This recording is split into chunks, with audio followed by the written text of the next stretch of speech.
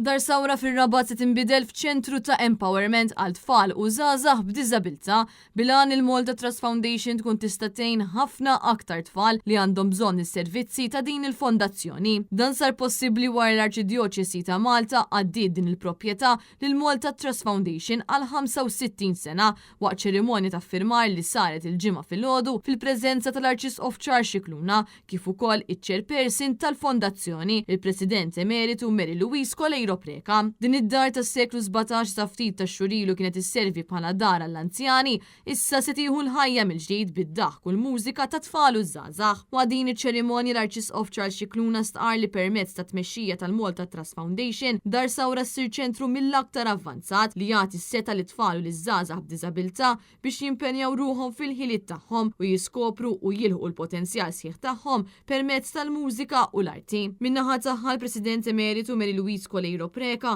iddeskrivi dan il-ftehim bħala wieħed storiku fil-waqt li qalet li hija l-ħolma tagħha li tara dan iċ-ċentru jsir one-stop shop għal familji biex jaraw lil uliedhom b'diżabilità jirnexxu u jiżviluppaw il-kapaċitajiet tagħhom. Preżentament iċ-ċentru tal-Fondazzjoni bl-isem Villa Bianca li fetaħ fl-2021 tant kiber li hemm lista ta' stennija ta' 250 persuna u meta sentejn oħra jiftaħ ta' sawra Empowerment Hub ikun jista' jilqas sa 500 tfal u żgħażagħ li taħt gwidi esperti jistgħu jesploraw il-qawwa terapeutika tal-mużika, is-sfin u l-arti. Minn barra dan kollu l-medda kbira ta' art ta' dar sawra se tippermetti lill-fondazzjoni biex toħloq ċentru għall-occupational therapy, intrapriża soċjali, swali għat-taħriġ, petting farm u kamra multisensorjali.